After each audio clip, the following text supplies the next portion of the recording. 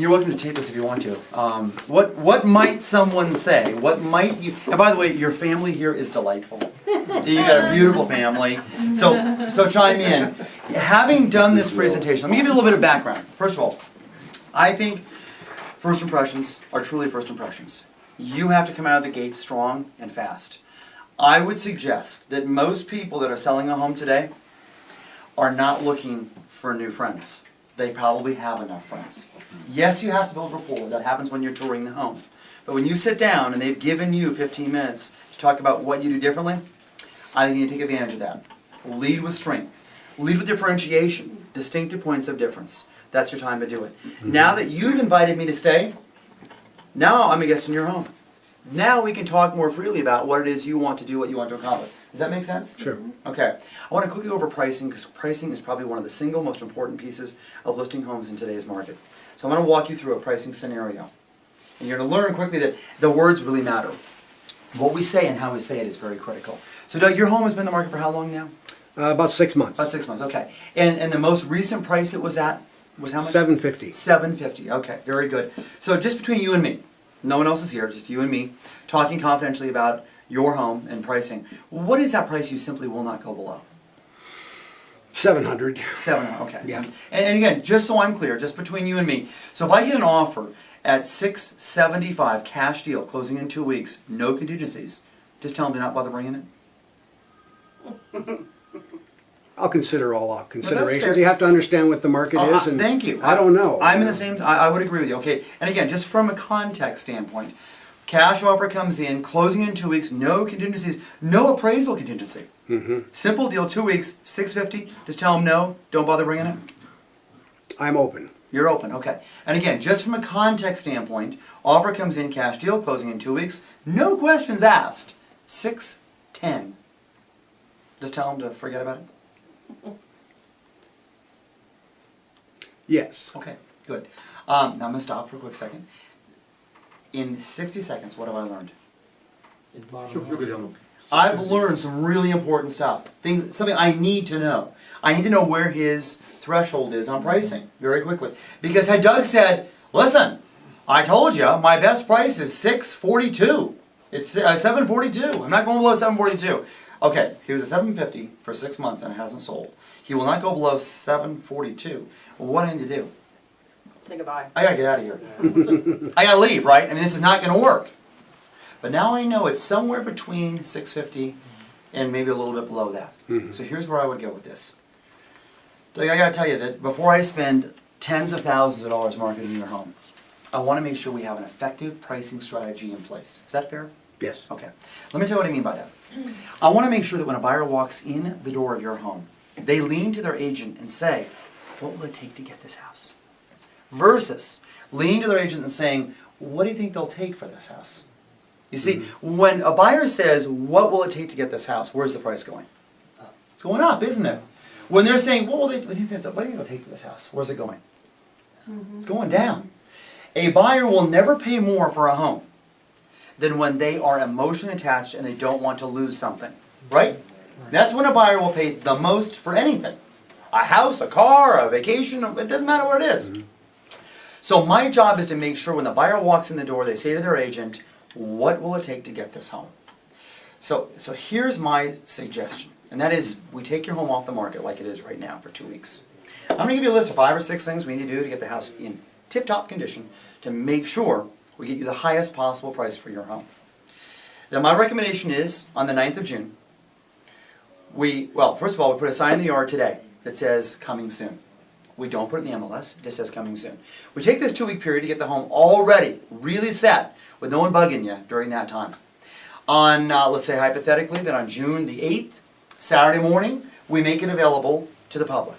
People can come through. And my suggestion is this.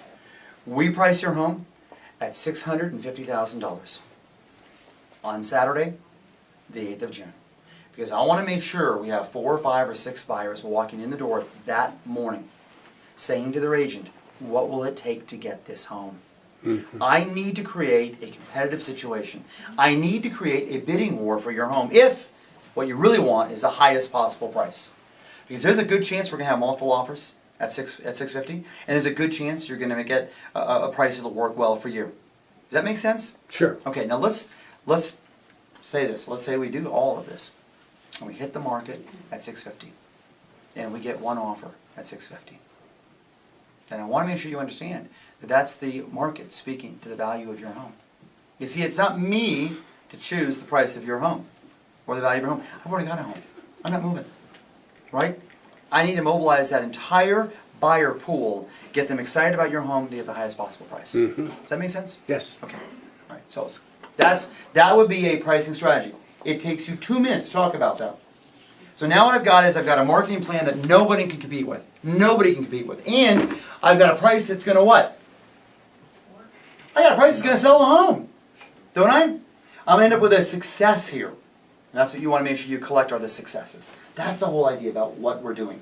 Now, what might Doug or one of his family members, what's an objection you might get? It's too low. So maybe it's too low, okay? And we address that by saying that the market is going to tell us if it's too low or too high. We're going to learn very quickly. We're going to have multiple offers, and you'll get the highest possible price for your home, or you'll get no offers. Either way, we're not making up the price. Price is the price, right? In a higher market, though, you're also going to get less buyers out there. That's right.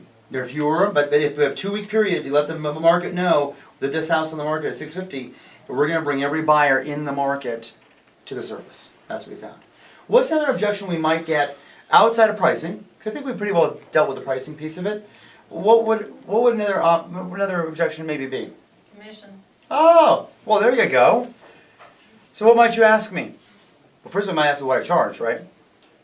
Sure. Are you willing to discount your commission so that I can get a higher net return? Oh, I absolutely am. Yes, I will discount my commission to 6%. From what? 7. I like your home. I think it's a beautiful home, and I think it's going to sell fairly quickly. Well, I've read a lot of magazines, and especially on Zillow, and they say a going rate's between 3% on each side. Maybe that's fair. 3 on either side? Yeah, so I think 3 to the buy side, 3 to the list side would equal how much? 6. About 6, yeah. So I mean, again, Yeah. I'd be willing to discount it to 6. But let's say he says, I've got, will you do it for what? What do we always hear? Will you do it for 4.5. less? You do it for less? So why don't you ask me that? Will you do it for less? No. Any other questions? Now we laugh, but let me just try this a different way. I'm gonna ask Chris that same question. She'll say it maybe in a more normal way. Chris, yeah, but will you do it for less? No. Okay. What might someone else say? The other agent's going to come in at 4.5. Oh, okay. So let me finish this one up, then we'll hit yours. Let me go back to Chris's. Here's what I've learned. Ask me again if I'll do it for less. Will you do it for less, Chris? Well, no, I couldn't. I can't do it for less. I wouldn't be able to do what I do if I charge less. Yes. Now, what is he now, right now? Open door. And you will. Oh, yeah, I will, because I'm like, I don't know what to say to this. Cannot tell you the importance of when you are asked, and you will be asked, because right now while we're meeting here, all the sellers are, guess where? They're down the street at the VFW at a clinic on how to be sellers. And they're all learning that if you do nothing else, you have to at least ask if they'll take less, if they'll do it for less, because we've made promises. I promised my mom, my dad, my brother, my son, my sister, my uncle, I will at least ask if he or she will do it for less. Right? So they're always going to ask. When you say no, do you have any other questions? It moves the conversation on. It is definitive, you will not do it for less. 70% of the time, you're done, you're fine. But if you circle back and say, The other agent can buy, and they said we'll do it for 4.5. oh, okay. So, If you don't want to go that direction, I'm yeah. just going to go with And who is that? Who are they with again? Remax. Make it up. Okay, great. Great company, by the way. Excellent. Now, let me ask you a question, because you met with them, obviously. So, of all the things that we do, what are the things that they do that we do as well? And I would use this as the form. Let's just go through one by one. Do they bring in a professional photographer? It costs $500 or $600. Will they do that? Yes. Excellent. Will they put your property on TV show? He didn't say they would or not. Yeah, okay. Well, I'm guessing they probably won't because they don't have one. So I'm just kind of guessing they probably can't do that. Will they put your property in Carter Homes Lifestyles magazine, the publication that has the best demographic for actually finding a buyer for your home? They have their own. What's that? Well, I don't remember the name of it, but he said it was a good magazine. Oh, it's this one here we just went over. Yeah, and again, here's my concern. Remember, 86% of these end up in the trash can before they ever looked at it. And yours doesn't? No, again, ours is subscribed. People pay to get ours. And what we found is if people are paying to get a magazine, they usually actually look at it. And that's a big difference. I would go down the list. But let's say you're still not convinced. Yeah, but. Say that. Yeah, I don't know. I think you're just trying to take me for a ride. Well, it just sounds to me like maybe what you pay is more important to you than what you actually net. Is that true? I want my money out of it. So it sounds to me, and you said they're with whom? Who is it with? Remax. Remax. Great company, by the way. You know, I would just say, They're also saying they'll list my home higher than what you're telling me that you'll list it for too, so I don't know. where does Remax fall on that list there? Well, this also means by you too. I don't know if I can really trust these numbers. I think that's fair. And you know, I have that same problem, so guess what we do? We don't make up our own numbers. If you look at the very bottom of that, what does it say at the very bottom in the fine print?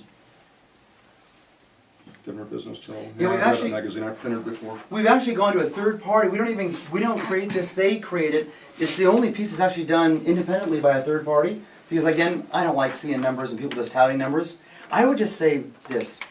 You know, quite frankly, Remax is a great company.